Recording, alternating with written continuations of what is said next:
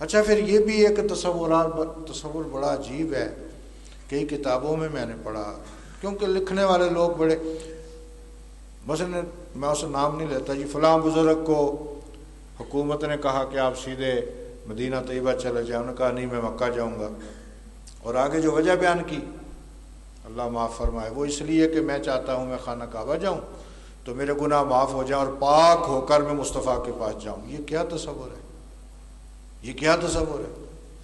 اللہ کریم کہتے ہیں کہ اگر تو ناپاک ہو گیا تو مصطفیٰ کے پاس جا تاکہ مصطفیٰ تجھے پاک کر دے، اور تو کہتا ہے میں پہلے پاک ہو جاؤں پھر جاؤں گا۔ عجیب قسم کے تصورات، اور بلکہ آگے میں اس کو تو میں کفر کہتا ہوں کہ کسی نے کہ جی پہلے لا الہ الا اللہ رکھا پھر پہلے اللہ کا نام لو تاکہ یہ ہو جائے وہ ہو جائے۔ اللہ معافی دے، ہم کیا تصورات ہیں، یعنی اللہ کا ادب، خانہ کعبہ کا ادب، احترام۔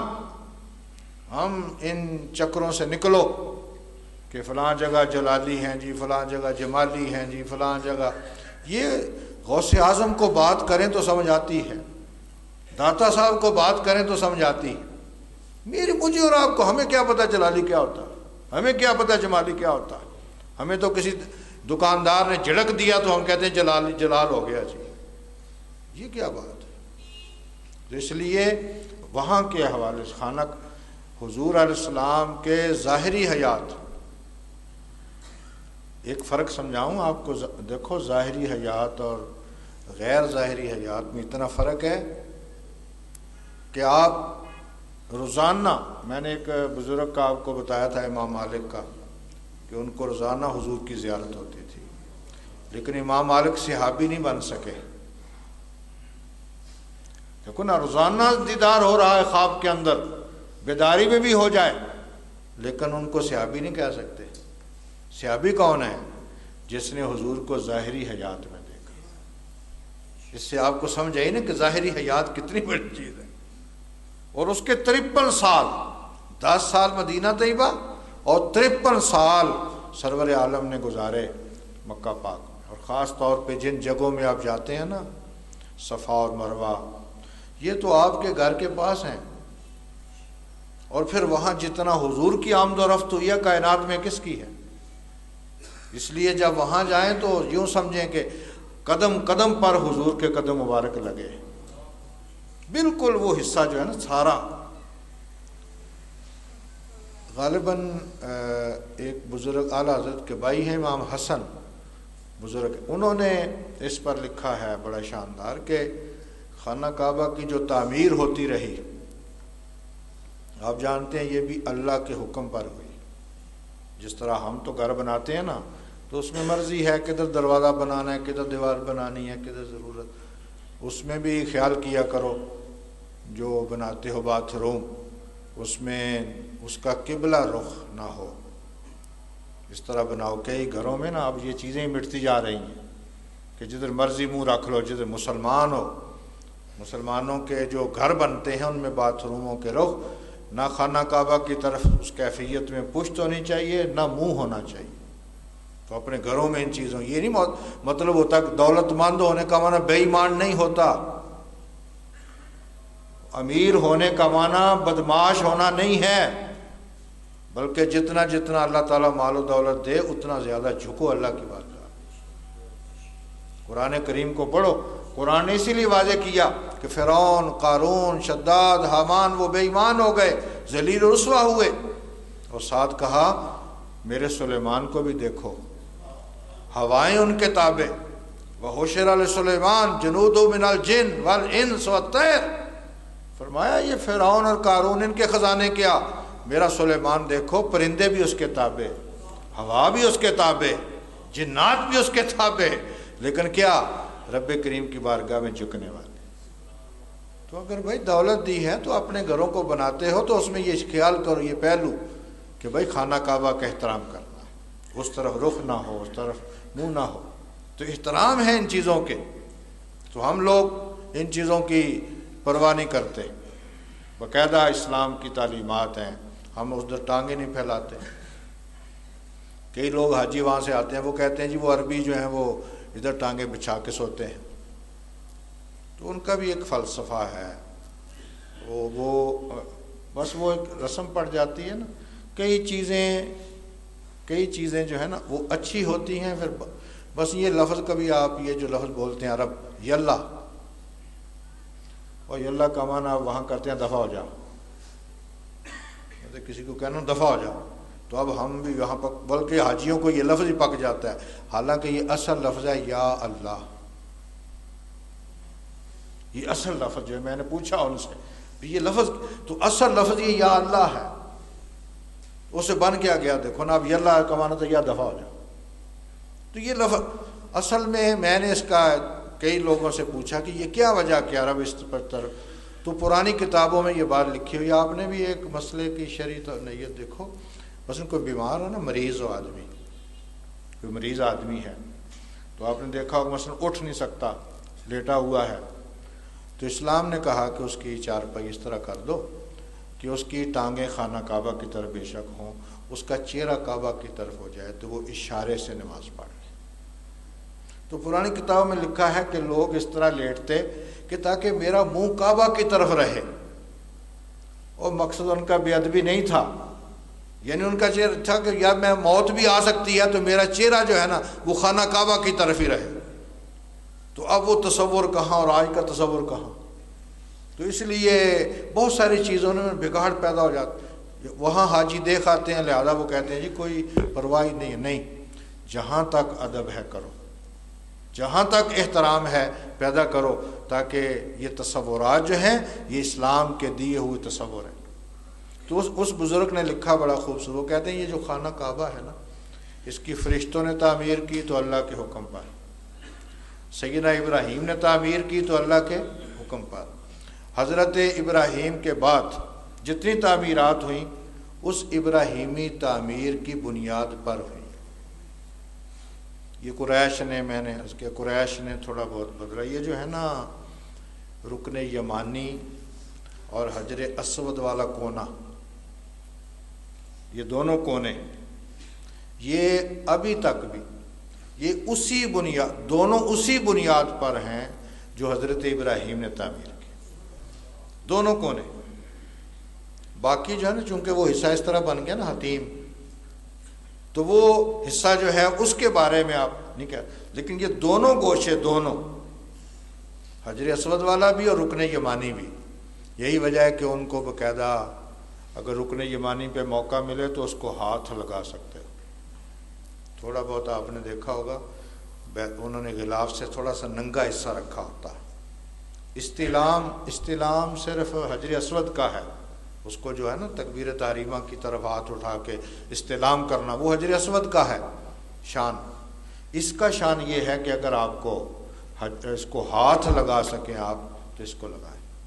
یہ دونوں گوشے اسی مقام ابراہیم پر ہیں. تو یہ تعمیرات جتنی ہوئیں، بعد میں ایک دو بادشاہوں نے اس کو تبدیل بھی کیا. ہمارے کریم آقا صلی اللہ علیہ وسلم نے کیا خوبصورت آپ نے کہا کہ میں چاہتا ہوں ابراہیم کی بنیادوں پر تعمیر ہو جائے، لیکن فرمایا بعض حکمتوں کے تحت میں اس کو اسی حالت پہ رہنے دینا چاہ رہا ہوں. اور اس کی ایک حکمت تو سمجھ آتی ہے نا، اور نہ آئے تو کم سے کم کعبہ شریف چھت دیا جاتا تو ہمیں کعبہ کے اندر داخلہ نصیب نہ ہوتا. حتیم کعبے کا حصہ ہے اور اس کے اندر ہم جاتے ہیں، اور یہ برکت ہے کہ حضور نے چھوڑ دیا. بعد میں بھی بادشاہ آئے، انہوں نے ان کو تعمیرات کی. عبداللہ بن زبیر امام مالک کے دور میں بادشاہ نے پوچھا کہ میں چاہتا ہوں اس کی نئی تعمیر کروں. تو حضرت امام مالک بڑے صاحب شعور آدمی، انہوں نے کہا بادشاہ مہربانی کر اور جو مرضی کھلونے بنا لو، خانہ کعبہ کو کھیل اور تماشا نہ بناؤ. آج کا کوئی مولوی ہوتا نا کہتے آج رل کے ٹھا لئیے اور پھر بنا لیں گے تاکہ مولوی صاحب کا نام لکھا جائے. کیا سیانے بندے امام مالک. انہوں نے کہا بادشاہ تمہاری بادشاہیاں بدل جائیں گی، خانہ کعبہ کو اپنی جگہ پہ رہنے دو، اس کو کھیل اور تماشا نہ بناؤ. تو یہ تعمیر، تو اس بزرگ نے لکھا بڑا خوبصورت لکھا. انہوں نے کہا کوئی تاریخ پڑھ لو، حضرت آدم کی تعمیر پڑھو، حضرت ابراہیم کی تعمیر پڑھو، کوئی تعمیر پڑھو. انہوں نے کہا اس کا جو خانہ کعبہ کا دروازہ ہے نا آج بھی وہیں موجود. انہوں نے کہا یہ خانہ کعبہ کا دروازہ جو ہے نا یہ رسول پاک کے گھر کی طرف ہے. اور آپ بالکل اب چیک کریں، اب تو عمارتیں ختم ہو گئی ہیں، یعنی آپ اس خانہ کعبہ کے دروازے کے سیدھ میں چلے جائیں نا، سیدھ میں چلے جائیں، بغیر پوچھے بھی چلے جائیں آپ، تو جو آج بھی ایک گھر وہاں محفوظ ہے وہ رسالت مآب کا گھر ہی ہے، سیدھے چلے۔ حالانکہ دیکھو نا ادھر بھی گھر دیوارہ ہو سکتا ہے، ادھر بھی ہو سکتا ہے، ادھر بھی ہو سکتا ہے۔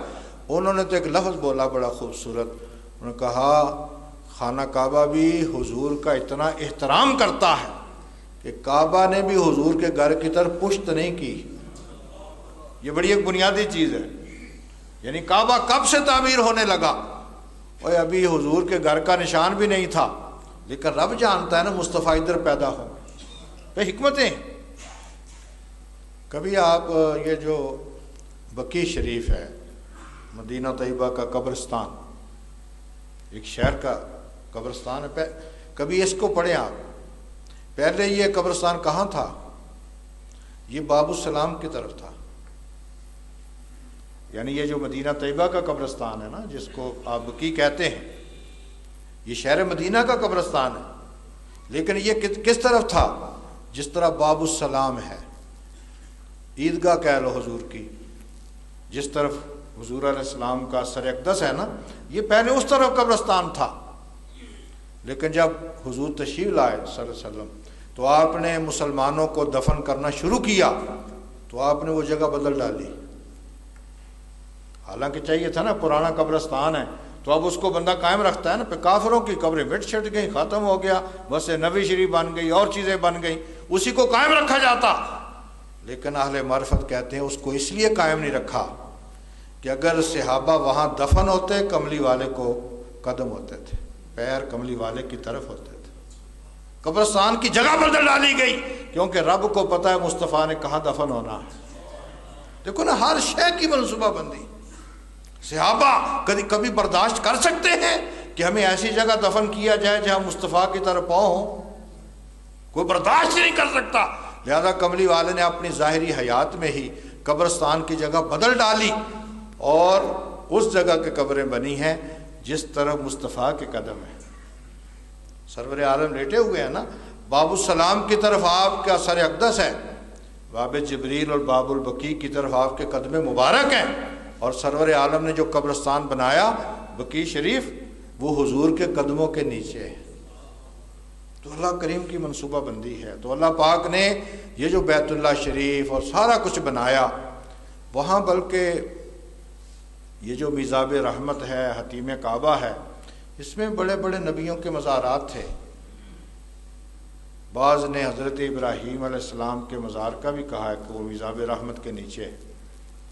تو تمام انبیاء پھر یہاں آتے، مدینہ طیبہ جیسے ہی وہ پڑھتے کہ سرور عالم یہاں تشریف لائیں گے، تو ان کی کوشش ہوتی کہ ہماری موت بھی ان شہروں میں آئے۔